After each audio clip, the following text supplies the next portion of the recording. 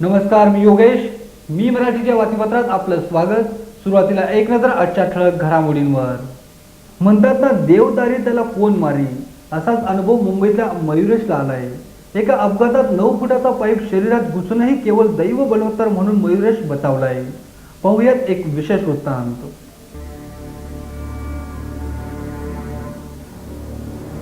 हाच तो मुंबईचा जे फ्लायओव्हर, जिथे मयुरेश घरी जात असताना एका कारने त्याला जोरदार धडक दिली.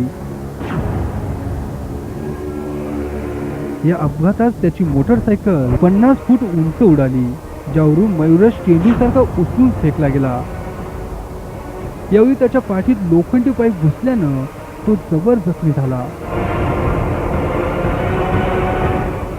कार तो एक्चुअली नीचे ही जाने वाली थी, तो मैं उनके रास्ते में आ गया, तो मुझे उन्होंने डैश किया, तो थोड़े से डाइवर्ट हो गए और फिर पोल से जाके टकराए. अदरवाइज़ पूरी कार नीचे जाती और नीचे के लोग और वो दोनों थे कपल, दोनों को कुछ भी हो सकता था. यानी उस दिन शायद भगवान ने मुझे सबको बचाने के लिए भेज दिया था शायद. या अपघाताने मयुरेशचं आयुष्यच बदलून टाकलं. हसता खेळता हा युवक विचित्र अपघाताचा बळी ठरला.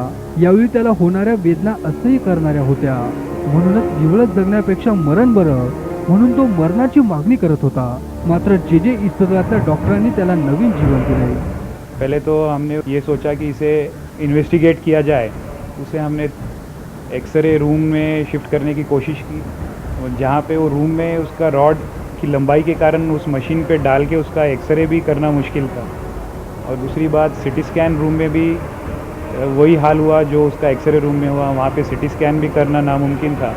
इस केस में इसे हम लिफ्ट से भी ना ले जा सके उसे, तो डायरेक्ट स्टेयरकेस से उसे तकरीबन 5 माले हाथ में उठा के ओटी टेबल पे ले जाया गया.